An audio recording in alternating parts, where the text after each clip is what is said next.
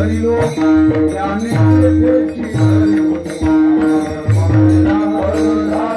ज्ञानी तेथेची धरिलो ज्ञानी तेथेची धरिलो ज्ञानी तेथेची धरिलो मी समज राखण झालो ज्ञानी तेथेची धरिलो तेथेची धरिलो ज्ञानी तेथेची धरिलो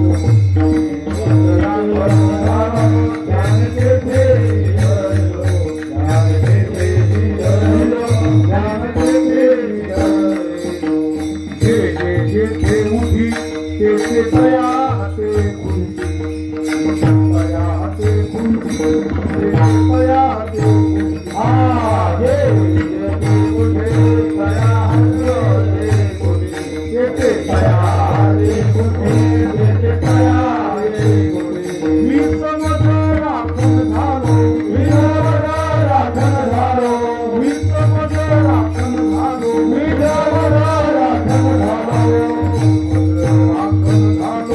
ज्ञानी तेथेची धरिलो ज्ञानी तेथेची धरिलो ज्ञानी तेथेची धरिलो मी माझे राखण झालो ज्ञानी तेथेची धरिलो ज्ञानी तेथेची धरिलो ज्ञानी तेथेची धरिलो आसडी खांदणी तुका साक्ष झाला दोन्ही तुका साक्ष झाला दोन्ही तुका साक्ष झाला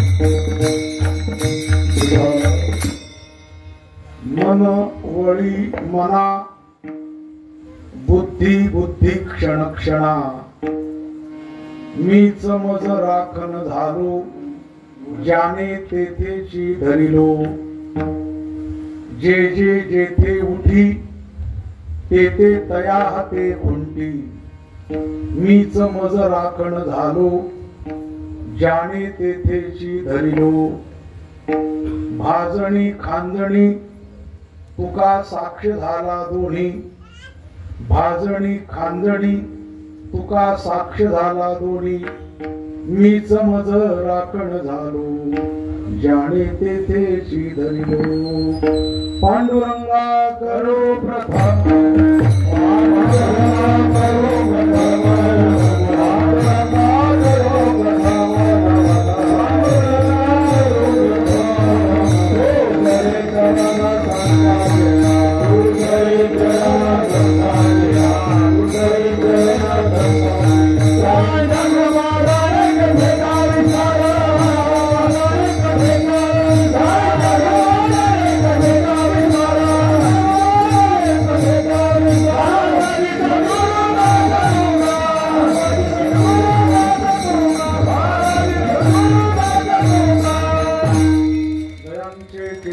स्मरण होय सकळ विद्यांचे अधिकरण तेची बंधू श्री चरण श्री गुरुचे ते नमस्कारो ने आता मनोबळी मना बुद्धी बुद्धी क्षण क्षणा मीच मज राखण झालो ज्याने तेथेची धरिलो प्रस्तुत कीर्तन रूपी सेवेसाठी निवडलेला अभंग जगातील थोर संत जगद्वंद्य जगद्गुरु श्री संत तुकाराम महाराज यांचा 4 चरणाचा अद्वैत पर अतिशय वेगळ्या पद्धतीचा अद्वैत म्हटलं तरी चालत असा हा स्वतःशी संवाद करायला प्रवृत्त करणारा सुंदर चिंतनीय असा अभंग सेवेसाठी निवडलेला आहे. संतांचं वाङ्मय म्हणजे माणसाला अंतर्मुख करणारं असतं आणि संत हे आपल्या सामान्य जीवन करता आरशासारखे असतात. आपल्या देहाला आपल्या जीवनाला कुठे डाग लागला तो त्या आरशात पाहायचा असतो. संत म्हणजे आरसा आहे आणि आपण आपलं जीवन त्यांच्यामध्ये बघायचं असतं. तैसे हरपले आपण पे पावे तरी संता ते पाहता जीवसावे म्हणून वाणावे ऐकावे तेची सदा असं आहे ना. बऱ्याच वेळा असं म्हणतात बाबा काही माणसांचं असं असतं की घरात हरवलं तो कीर्तनात शोधतो. तो एक विनोद आहे. अंधारात हरवलं प्रकाशात शोधतो. का तर म्हणे इथं प्रकाश आहे. पण वस्तू जर अंधारात हरवली तर अंधारातच सापडल ना. जिथं हरवली तिथं सापडल. पण तो सुद्धा एक प्रकारचा भ्रमच आहे. पण त्यापेक्षा आत हरवलं आणि बाहेर शोधतो कापडी. आत हरवलं आणि बाहेर शोधतो. कापडी म्हणजे भ्रमण करणारा तीर्थयात्रा. आत्मसुख आतमध्ये आणि तो काशी गया मथुरा प्रयाग सर्वत्र भटकत फिरतो. म्हणून म्हटले ना आत्मज्ञान विना नर भटकत आहे कहा मथुरा कहा काशी पाणी मोमीन व्यासती. आत हरवलं बाहेर शोधतो त्याला कापडी म्हणतात. आत हरवलं आणि आत शोधतो त्याला योगी म्हणतात. आत हरवलं आणि आत शोधतो त्याचं हरवलेलं आतच आहे आणि त्याला माहिती आहे माझा आतच हरवलेले तो बाहेर शोधत नाही त्याला योगी म्हणतात. हो पण आपलं हरवलेलं संतांजवळ शोधतो त्याला मोक्ष म्हणतात.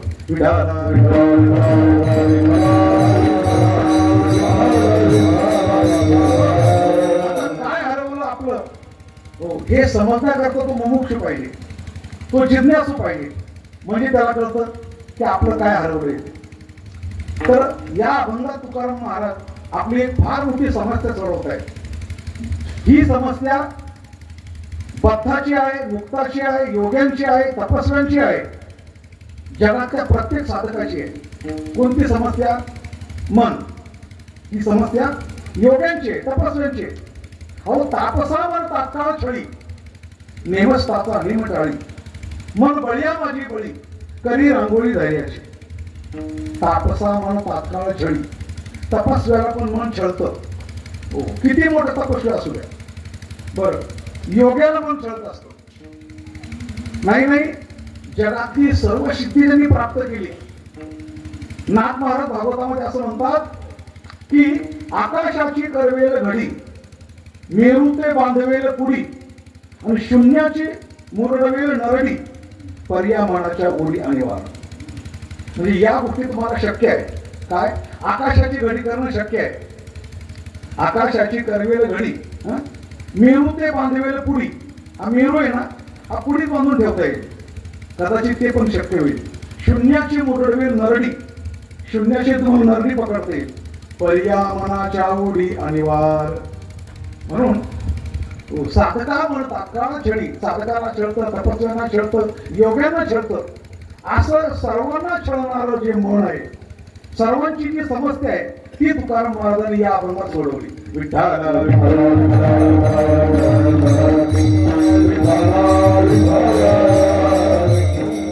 तुम्हाला मन छळतंय ना, मन छळतंय ना, म्हणजे काय छळतं, मी पळतंय ना, मग त्याला मनानेच वळवा. मन पळतंय, मनानेच वळवा. आता वळी शब्द ज्याने गाडी वळल्या त्याला काही सांगायची गरज नाही.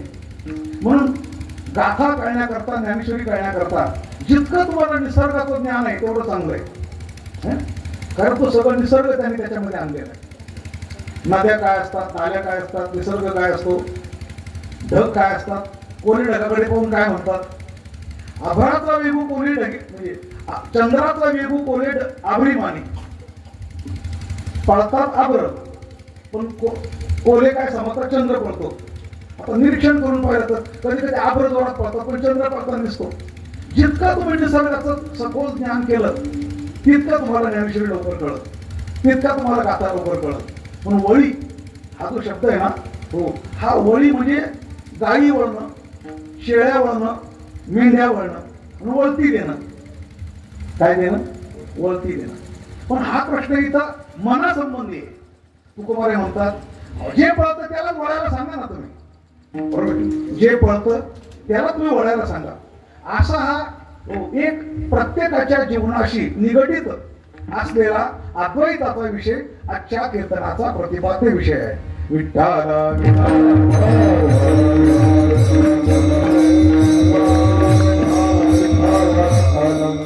अतिशय सुंदर वातावरण तयार झाले. बाह्य वातावरण थोडं खराब आहे. 3 दिवसापासून आपण ज्या गोष्टी ऐकतोय मनाला अंतकरणाला अत्यंत भिडणाऱ्या गोष्टी आहेत त्या फार. हो, आणि या गोष्टी भारत 1000 वर्षापासून झेलत आलेला आहे. 1000 वर्षापासून झेलत आलेला आहे. त्याचा आपण शेवटी विचार करणार आहे. आणि आपण काय त्याच्याबद्दल जो विचार करायचा आहे हे विचार करणारे कामाला लागलेले सुद्धा आहे. तुम्हाला उद्या परवा कळलं काय झालं ते, तेव्हा तो आपणच विचार केला पाहिजे असं नाही. पण आपल्या या बजरंगवाडी रेडगाव परिसरातील सर्व साधक मुमुक्षु भाविक एकत्र आलेले आहात आणि प्रत्येकाला असं वाटतंय बा आज आपण काय ऐकलं, उद्या काय ऐकणार आहोत.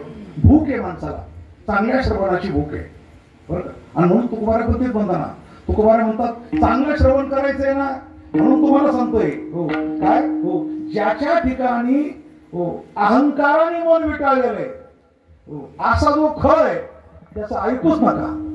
अहंकारी मन विटाळ, अहंकारी मन विटाळ, अहंकारी मन विटाळ. पैसे खरा, पैसे खरा, नकरावे श्रवण, नकरावे श्रवण. पैसे खरा,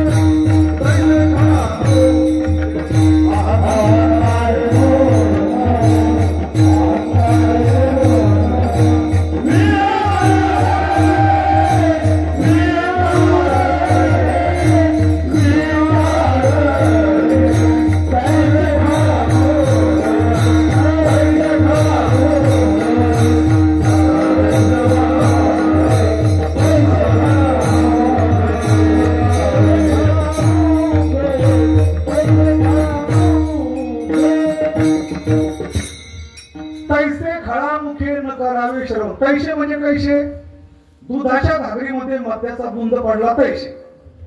तैसे म्हणजे कैसे? सगळी लक्षणं चांगली असून नाक नसेल तैसे. अभंगच कसं आहे ना.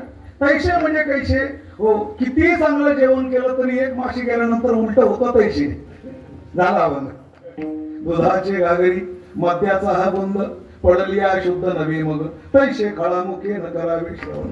काय करावी ती 32 लक्षणे नाका नाही गेले वाया गेली तैसे खळामुखे. आणि तुका म्हणे अन्न जिरून येते माशी तैसे खळामुखे. काय तुकोबारांनी बोलायचं ठेवले आणि तरी आपण ऐकतोच. तुकोबारांनी एवढे दृष्टांत दिले हो तरी आपण खळाच्या मुखातून श्रवण ऐकतो. हो चला सुरुवातीला तोंड खराब करून घ्यायची मला पण इच्छा नाही, म्हणून आपण अभंगाकडे वळूया की तुकाराम महाराजांनी एक मन मनाला वळतं ही गोष्ट सांगून आपल्याला एक दिलासा दिला, आपल्या साधकीय अवस्थेला एक चलना दिली हो आणि एक आपल्याला जीवन जगायची युक्ती दिली. विठ्ठला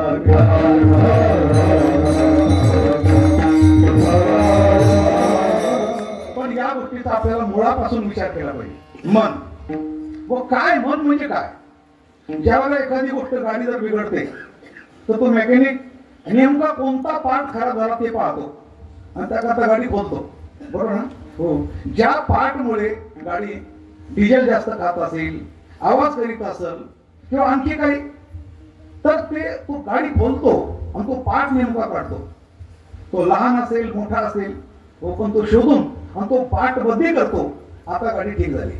तसं आपली सुद्धा गाडी जर खराब झाली असेल, क्षुल्लक कारणास्तव आपलं दुःख होतंय, काही कारण नसताना आपण शोक करतोय, काही कारण नसताना आपल्याला हो नको त्या यातना भोगाव्या लागतात, तर आपण समजतो गाडी कुठंतरी खराब झाली हो आणि तिचा पार्ट महत्वाचा खराब झालाय आणि जर खराब झालाय तर गाडी खोलायला पाहिजे. बरोबर ना? तुमचं काय म्हणजे गाडी खोलायला पाहिजे. तर आपण आज ठरवलंय आपल्याला पण गाडी खोलायची. विठ्ठला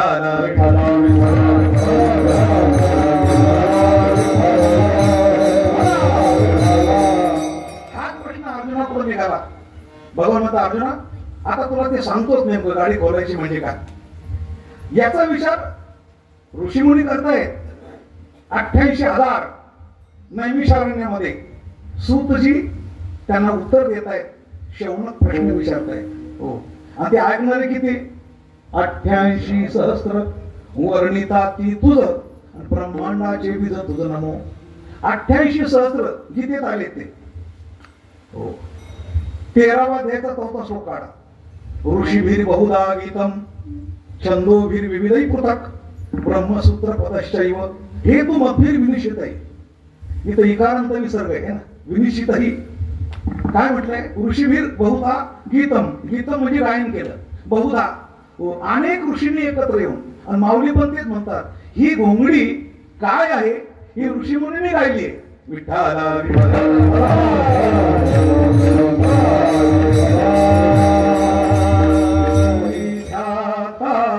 मुखी नाम गाता संदेह वृत्ती विरली रे. मुखी नाम गाता मुखी नाम गाता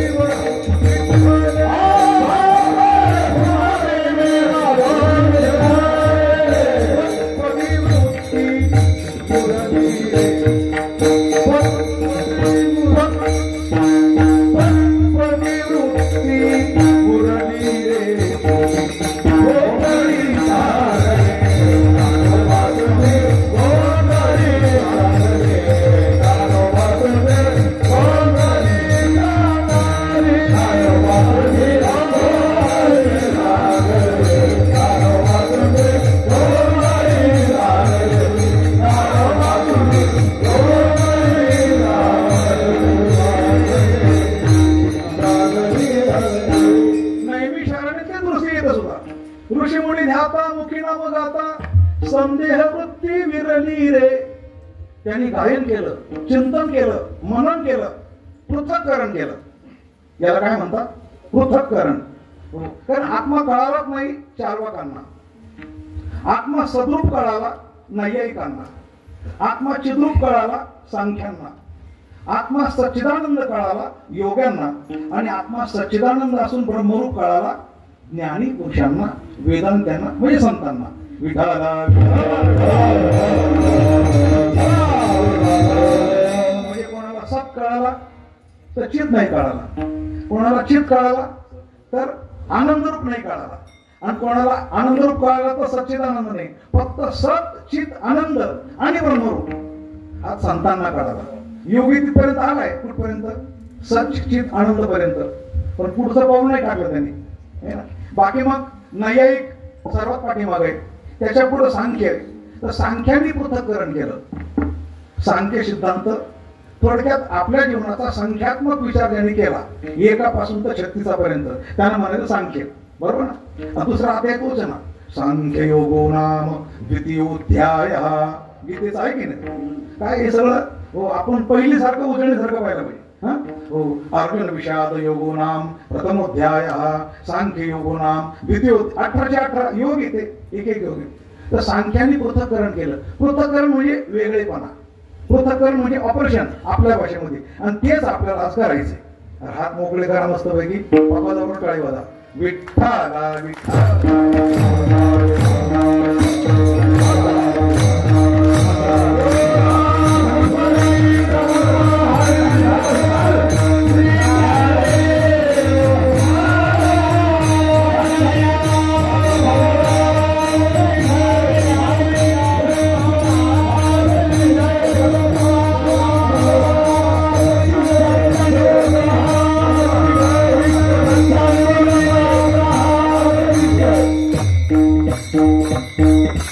भगवान म्हणतात अर्जुना, जे ऋषी मुनींनी गायलं, कदाचित असं म्हणावं लागल या बाबतीमध्ये बरं का, शास्त्रांची पण अद्याप भांडणं चालू आहे. अजून हा शब्द तिथं आलाय ज्ञानेश्वरीमध्ये, अजून शब्द हा 2-3 ठिकाणी आलाय. अजूनही पावलाची मुद्रा, गंभीर विषय ना. मी अजून भृगूच्या पावलाची मुद्रा मी अजून वागवतोय, काय अर्थ लावला जातो. तसं देवीची नाही बुजावली अजूनही द्वंद्वी. म्हणजे या शरीराबद्दल, देहाबद्दल जी भांडणं लागलेली आहे, म्हणजे शास्त्रकारांची, काय म्हटले की चाळीता हीची बोली दर्शने शेवटा आली. चाळीता म्हणजे चाळण करता, म्हणजे चाळून चाळून पाहता पाहता. दर्शने म्हणजे 12 दर्शनकार म्हणजे शास्त्रकार. दर्शनी शेवटा आली आणि देवीची नाही बुजावली अजूनही द्वंद्वी. मामासाहेब याच्यावर फार गोड सांगायचे. याला म्हणायचं ब्रह्म कळालं नाही, त्यामुळे मोठ्या मोठ्यामध्ये घोटाळा आहे. मामासाहेब म्हणते मी चांगला शब्द वापरतो, ब्रह्म घोटाळा. हा कोणता घोटाळा? कारण तुम्हाला काय कोयला घोटाळा, चारा घोटाळा, त्याच्यामुळे तुम्ही ब्रह्म घोटाळा विसरून गेले ना आता. तर घोटाळेच खूप झाले आता. चारा घोटाळा, चारा घोटाळ्याला गेला वाटतं ना आता. हो, चारा घोटाळा, कोयला घोटाळा. हो, पण त्या ब्रह्म घोटाळा तुम्हाला एवढा चांगला शब्द कसं काय आठवल?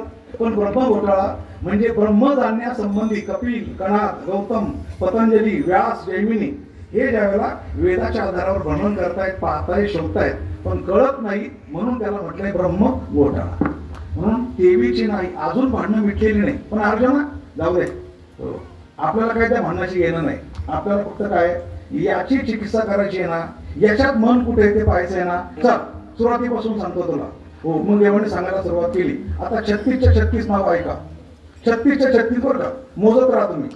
महाभूतानि अहंकारो बुद्धिर अव्यक्तम एवच इंद्रियाणि दशैकंच पंचचेंद्रिय गोचराः इच्छा द्वेष सुखम दुःखम संगातस चेतना धृतिः एतत् क्षेत्रम समासेन सविकारमुदाहृतम.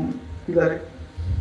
मी बुद्धाम तुमच्या तोंडाकडे पाहत होतो, मोजता की काय म्हणतो. एवढे जर श्रोते तयार झाले, श्लोकातले तत्व मोजणारे अलग लक्षामध्ये, हो, तर हे बाकीचे भानगडी कशाला येते तुमच्याकडे?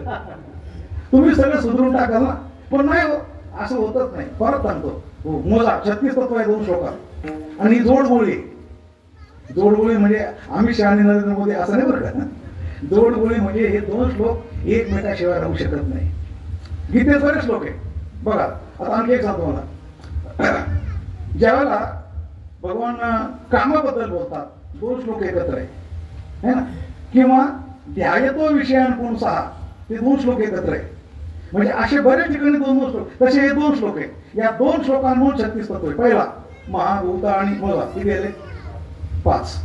महाभूत किती 5. तिथून पुढे सांगायला सुरुवात, महाभूत आणि अहंकारो 6, बुद्धिरव्यक्तमेव च, अहंकार म्हणजे बुद्धी आणि अव्यक्त, 6 आणि 2 8. बुद्धिरव्यक्तमेव च म्हणजे बुद्धी आणि अव्यक्त एवच. आता यानंतर इंद्रिय आणि दशेकंच म्हणजे 10 इंद्रिय, 8 आणि 10 18, 8 आणि 10 झाले 18. बरं, त्यानंतर 10 इंद्रियांचे 10 विषय, डोळ्यांचं पाहणं, कानाचं ऐकणं, हाताचे देवणघेवण, पायाचं चालणं, म्हणजे 10 इंद्रियांचे 10 विषय. 18 आणि 10 किती 28 झाले. आणि इंद्रिय आणि दशेकंच पंचचेंद्रिय गोचर, याचा अर्थ होतो मन. म्हणजे इंद्रियांना गोचर म्हणजे ज्याच्याद्वारे इंद्रिय, बरं का, म्हणजे सगळ्या इंद्रियांचा राजा असलेला, ज्याच्या आज्ञेत इंद्रिय काम करतात, अशा प्रकारचं मन. 28 आणि 1 29. आणि त्यानंतर पुढच्या श्लोकामध्ये इच्छा, द्वेष, सुखम, दुःखम, संगातश्चेतना, धृती, हे किती झाले 6. 29 आणि 7 झाले का 36. अशा प्रकारचे 36 जण मी तुम्हाला सुट्टे सुट्टे करून सांगितले. 36 तत्वाचा मूळ,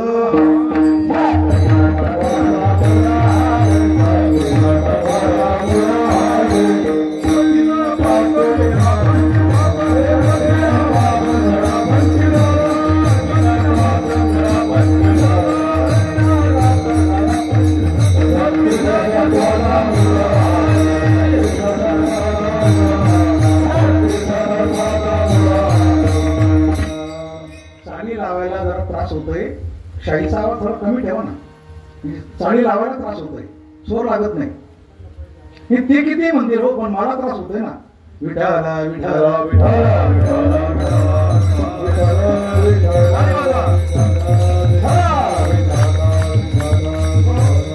ज्यावेळेला स्टुडिओमध्ये रेकॉर्डिंग करायचं असतं, त्यावेळेला जो कंट्रोलर असतो तो का पहिला नाही विचारत ते इतका ठेवू का ठेवू, ते रेकॉर्डिंग चांगलं झालं पाहिजे ना, समोरच्यानं ऐकायला चांगलं गेलं पाहिजे, हा महत्वाचा विषय.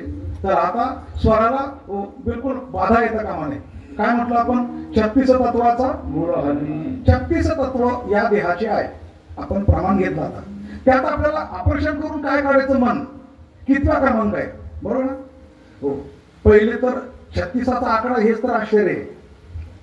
या आपल्या देहाच्या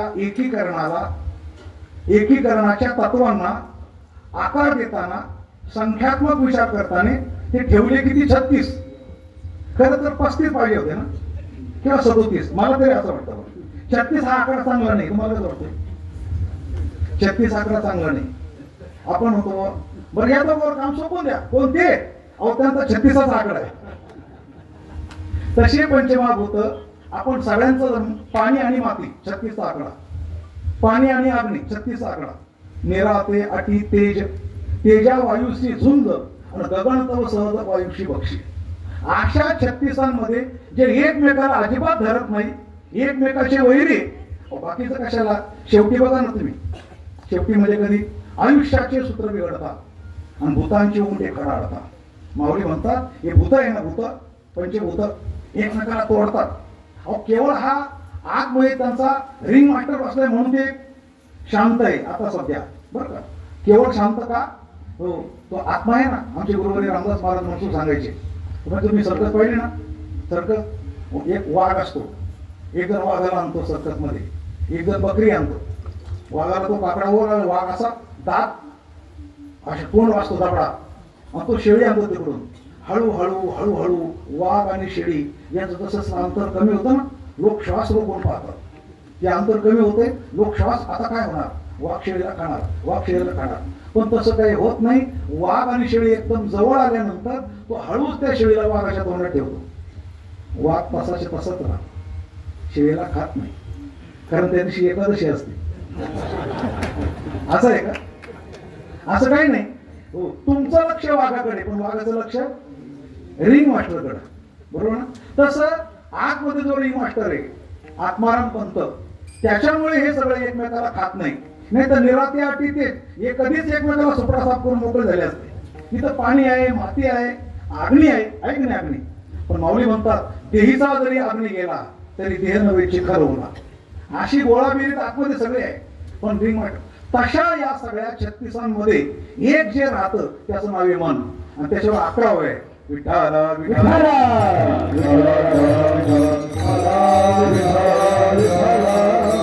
आता 36 मन आहे इथपर्यंत आपण आलो. पण ते राहतं कुठं? तशी डोळ्यांची जागा आहे, ही डोळ्यांची जागा, ही कानांची जागा, ही सगळे इंद्रिय आपापल्या जागेवर राहतात. पण मनाची पण एका जागा असेल ना आतमध्ये. काय हृदय का डोळे का कान? माऊली म्हणतात त्याला जागाच नाही. त्या मनाला भ्रमण करायला जागा पुरत नाही. आतमध्ये नेमकं उलट असं सांगते नाही. इंद्रिय आणि बुद्धी, इंद्रिय आणि बुद्धी माझारिले संधी रजोगुणाच्या खांदी तरळत असते. ही त्याची जागा. इंद्रिय आणि बुद्धीच्या मध्ये राहतं कोण? मन. खरं म्हणजे म्हणायला राजा, आतमध्ये तो राजा आहे पण त्याला जागाच नाही. बिना राजधानीचा राजा आहे. बिना राजधानीचा राजा येत नाकारता येणार नाही. हा आपल्या देहरूपी नगरीचा कोण आहे? मनुराजा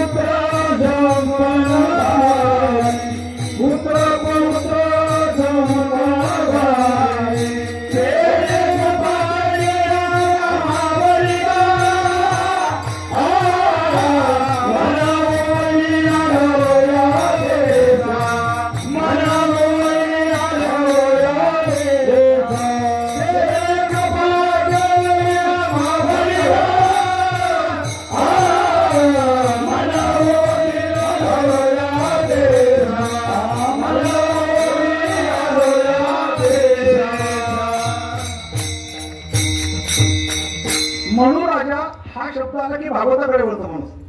भागवतात तरी काय? मनु मनु म्हणजे काय? ब्रह्मदेवाने सृष्टी उत्पत्तीच्या काळामध्ये ज्यावेळेला 2-3 वेळा असफल प्रयत्न झाले, सृष्टीची रचना होईना, त्यामुळे ब्रह्मदेवाने त्या देहाचा त्याग केला असताना लक्षात त्या देहाचे 2 भाग झाले. ते एका भागातून मनु आणि एका भागातून शतरूपा. मनु आणि शतरूपा. मला जर विचारलं बा जगामध्ये सर्वात पहिला जोडा, सर्वात पहिले स्त्री पुरुष जिथून मैथुनी सृष्टीला आरंभ झाला तर ते 2 पुरुष कोण? तर मनु आणि शतरूपा. अलग लक्षामध्ये सांगून टाका बिंदास. जर तुम्हाला अमिताभ बच्चनने प्रश्न विचारला करोडपतीमध्ये कोण बनेगा करोडपती, आणि त्याच्या जर तुम्हाला विचारलं किंवा जगातले आद्य पुरुष कोण? तर मनु आणि शतरूपा. तर अशा प्रकारचा ब्रह्मांडाचा विचार केला तरी मनु आणि पिंडाचा विचार केला तरी मनु. जे ब्रह्मांडात तेच पिंडात आणि जे पिंडात ते पिंडी आणि ब्रह्मांडी. माऊली म्हणता ना पिंडांड ब्रह्मांड अंतरी दैवत भिन्नाकृती हो. पिंडांड ब्रह्मांड अर्थात या मनु देहामध्ये सुद्धा मनुराज आहे. त्याला 2 पत्नी आहेत, प्रवृत्ती आणि निवृत्ती. मनुराजा एक देहपुरी असे नांदतो त्याशी दोघी नारी. पुत्र पौत्र मुलं नातू भरपूर आहे त्याला. पुत्र पौत्र संपन्न भारी आणि त्याने कृपा केली आम्हावर. का? मन तर तुम्ही आम्हाला फार त्रास देत. मग कानबाऱ्यावर कशी काय कृपा केली? म्हणजे मन कृपा पण करतं आणि मन अवकृपा सुद्धा करतं. हा त्याचा अर्थ. मन शांत झालं तर जिथं असाल तिथं तुम्ही सुखी आहात.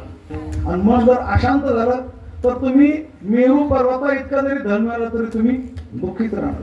मन अंतर्मुख झालं, जर मन अंतर्मुख झालं तर दुःखाला सुख बनवतं.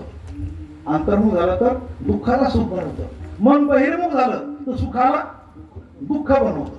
मन जर तुम्ही गुरु केलं, मनाला गुरु केलं, अलग लक्षात पाहिजे तसं बोध देतं. आणि मनाला जर तुम्ही शिष्य केलं पाहिजे ते ऐकतं. विठाला विठाला विठाला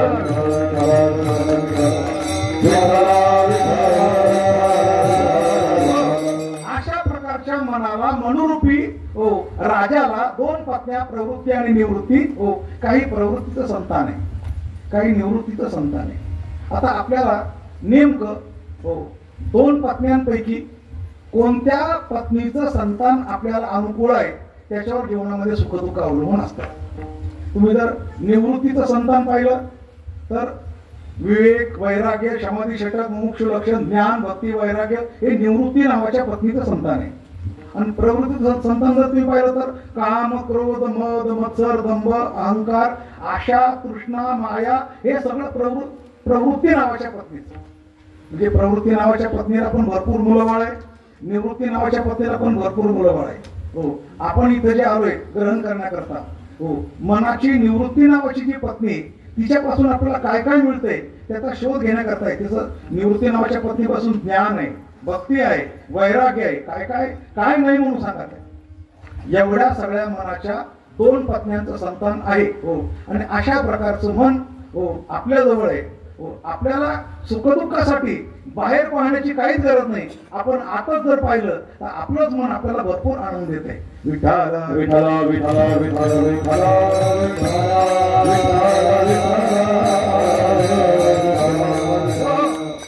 तुकाराम महाराज म्हणतात मन चंचल आहे ना. तुम्हाला वाटतं ना मन चंचल आहे, पण असू द्या ना चंचल किती का असेना. आपल्याला मनाच्या चंचलतेच्या स्वभावाचा उपयोग होतो ना. आपल्याला पण भक्ती करण्याकरता त्याची गरज आहे. चंचल आहे पाहिजे, पण चंचल फार पळतंय, पळू दे ना. फक्त एवढंच आहे, ते पळतंय ना त्याला म्हणतं पळ, पण कुठे पळ, पंढरपूरला पळ. फार चंचल आहे, करू दे ना. मन जितकं चंचल आहे ना त्या मनाच्या चंचलतेचा शास्त्रासाठी, अध्ययन करण्यासाठी, पाठांतरासाठी त्याला म्हणायचं तू फार चंचल आहे ना. मग किती श्लोक पाठ कर ना, तो अवघड ते अवघड आहे ना. ते बघा, त्याला कामाला लावायचं काम तुमचं आहे, बरोबर आहे की. तुम्ही जर त्याला नको त्या उद्योगाला लावलं तर ते दुसरे उद्योग करीना. ते चंचल आहे, पण त्याच्या चंचलपणाचा जगातल्या कोणत्याही असं आहे कोणत्याही माणसाचा उपयोग करून घेता येतो. एक श्लोक असा आहे की अमंत्रमक्षरम नास्ती नास्ती मूल मनोक्षरी अयोग्य पुरुषो नास्ती योजकस्तत्र दुर्लभा. काय म्हटलंय? अमंत्र, मंत्राशिवाय अक्षरच नाही. जेवढे तुमचे स्वर, व्यंजन म्हणून जे 52 वर्ण आहे ते प्रत्येक अक्षर म्हणजे मंत्र आहे. फक्त एवढं कोणतं अक्षर कोणत्या अक्षरापुढे मांडल्यानंतर मंत्र तयार होतो हे तुम्हाला जमलं पाहिजे. मंत्राशिवाय अक्षर नाही. अमंत्रम अक्षरम नास्ती नास्ती मूल मनोक्षरी. जगातलं प्रत्येक झाडाचं मूळ हे औषध आहे. फक्त ते कोणत्या रोगावर लावायचं हे तुम्हाला माहिती असलं पाहिजे.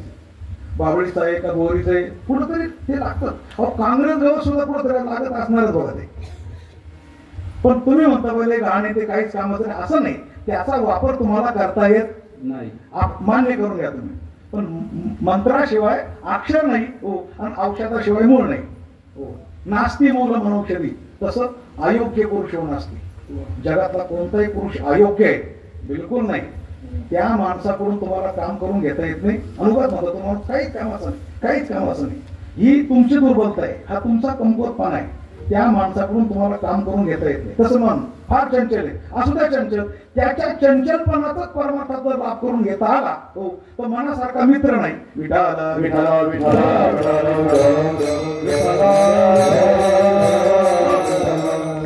मी काय केलं माहिती का? पळतंय ना, पळतंय ना, मग काय केलं माहिती का? त्या मनाला सांगितलं मनाला धरू ना. पळणारं कोणतं? मन. आणि वळवणारं कोण? मन. जे मन पळतं त्या मनाला सांगितलं तू त्याला धरून आण.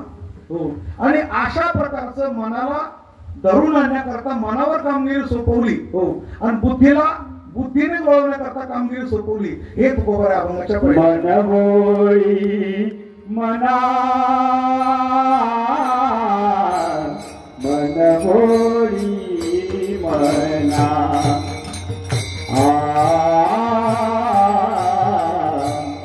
मनवोळी मना मनवोळी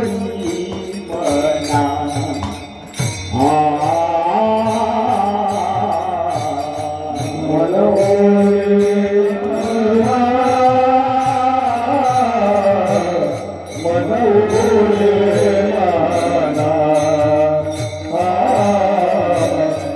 मनवोळी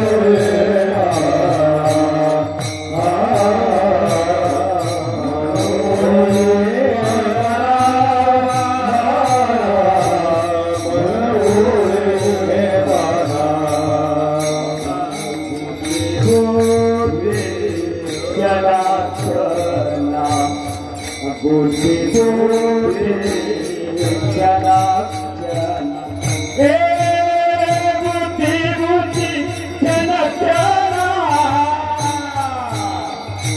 नित्य राखण भालो नित्य मज राखण भालो नित्य मज राखण भालो नित्य मज राखण बोले बोले चरा चरा बोले बोले चरा चरा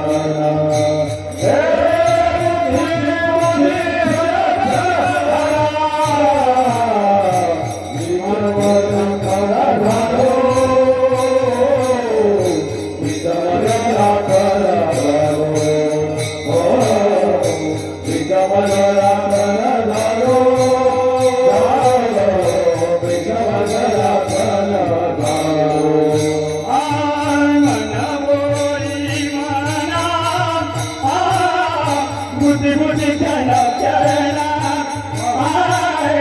बुद्धि बुद्धि क्षण क्षण बुद्धि बुद्धि क्षण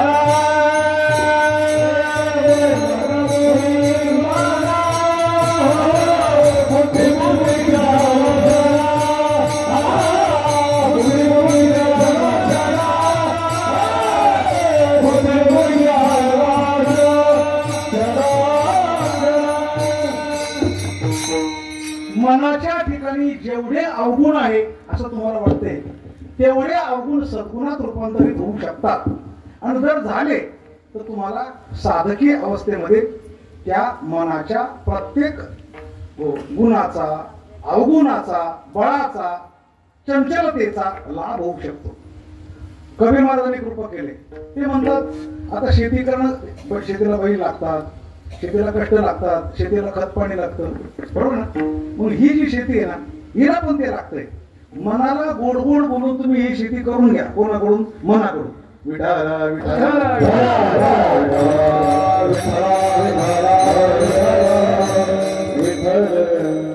खेती करो हरिना मनवा, खेती करो हरिना मनवा, खेती करो हरिना मनवा, खेती करो हरिना.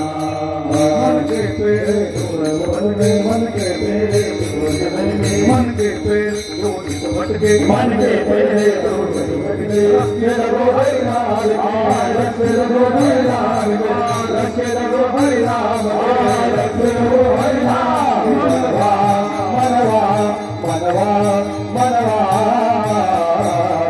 खेती करो हरिनाम की मनवा खेती करो हरिनाम की मनवा खेती करो हरिनाम की.